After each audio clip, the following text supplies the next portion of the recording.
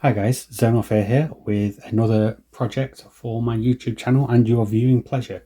This time it is the Intel Celeron G530 processor, a processor that initially released in late 2011.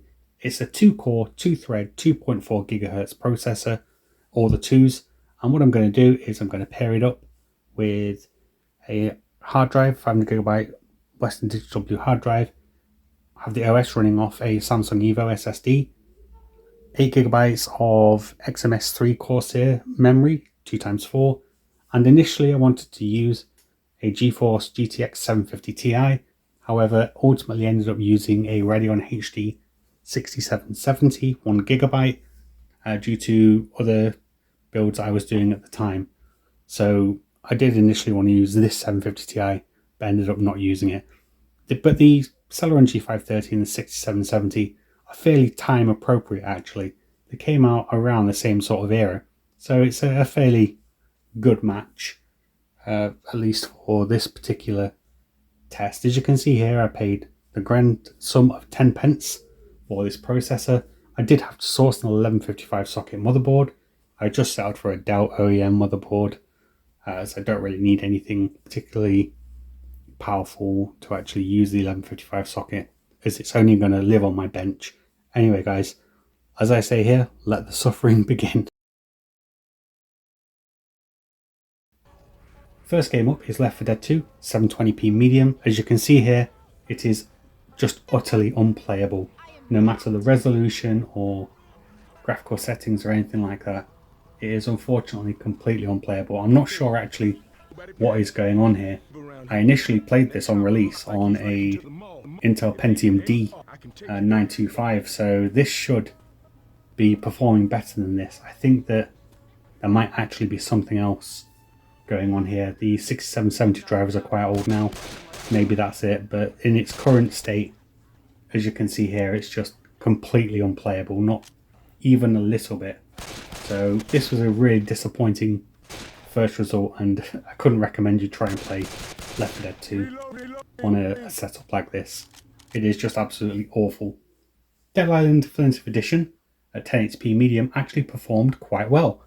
The frame rate was unlocked. As you can see here, it's a bit all over the place. Interestingly enough, I actually think that this game was GPU bound. As you can see here, the 6770 is at 99% usage, whereas the Celeron G530 still has something to give. So this is an interesting one, in that in this example, the GPU is the factor holding us back. This was done at 1080p medium, and you could quite easily play through the game like this. I played it for around half an hour and had no real issue with the game, so this is one of those results that actually pleasantly surprised me. I wasn't sure that this would play very well, but it is a 360 era game, so kind of makes sense. Alien Isolation, played at 720p medium. I actually capped the frame rate to 30 FPS here, and it's a bit of a mixed bag. It was somewhat playable, but there are some caveats. So in the larger areas, the frame rate does dip fairly considerably into the sort of low 20s, high teens. Then on the sort of smaller areas, like this one here, the frame rate is absolutely fine. If this was the only way you could play Alien Isolation, then I think that you would probably just about scrape by actually, as it wasn't a terrible experience, but I wouldn't particularly be happy about it myself. So yeah, it's a bit of a mixed bag, this one. Interestingly enough, this is one of the games where I left mostly at the default settings that it recommended to me. So yeah. Moving on to Fallout New Vegas, this was at 1080p medium, 2x AA and 16x AF, and as you can see here, it is more than playable. The game was pretty much always above the sort of bare minimum of 30 FPS and was mostly heading towards 60 FPS. So this was actually really playable. I played this again for about half an hour, noticed no major issues with the gameplay. The game performance did dip in the strip, where it went down to sort of the mid-20s, early 30s when you were actually inside the strip. That wasn't surprising, I was expecting that. But with Fallout New Vegas, it was nothing that was game-breaking. You could manage it, and since you spend most of the time on Fallout New Vegas outside of the strip, it's more than adequate, and yeah, you could play quite easily on a build like this. So yeah, overall positive experience on New Vegas. Resident Evil 5 at 1080p medium was also more than playable. Interestingly enough, VSync here was disabled, and in the AMD Catalyst settings there were no issues with having VSync on or off either, but this game seemed to be capped to 30 FPS. I can't say that that was a terrible sort of decision though, really, ultimately, because the game performed more than adequately. And again, it's another 360 era style game that plays quite well. You can see on the video here though that VSync isn't enabled, as you can see screen tearing actually on my capture software.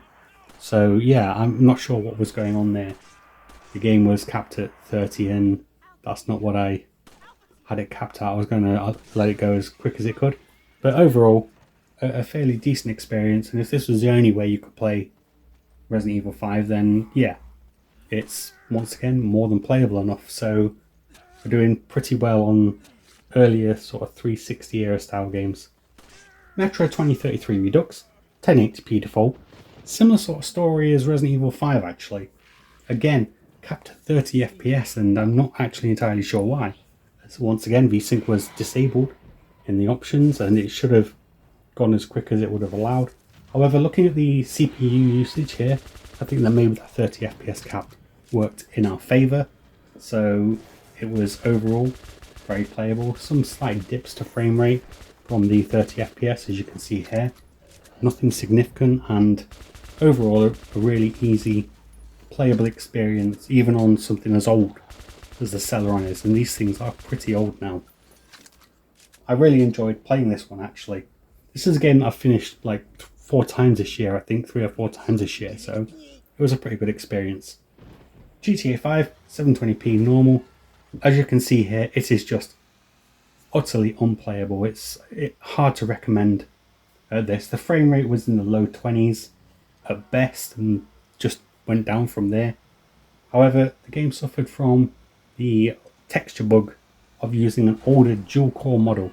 Remember that Celeron has no hyperthreading either, so this is 2 slow cores actually on the machine, and yeah, it's simply not playable. The game looks like it maybe came from sort of early generation PS2 games. The initial loading time for GTA 5, initial loading time for GTA 5 was also quite long. We're talking 4 or 5 minutes, and this was being run off a Samsung SSD. So overall it was just generally really poor. I think that the problem here is entirely the 2 cores and no hyperthreading on the Celeron G530. What will be coming up next on my channel is we'll be replacing the Celeron G530 with a new purchase, an Intel Core i5-2400. This is going to be a simple drop-in upgrade to the machine. So we're going to see if the performance increases significantly from this upgrade. Until that video, guys, take care, and if you liked it, let me know. Thank you. Bye-bye.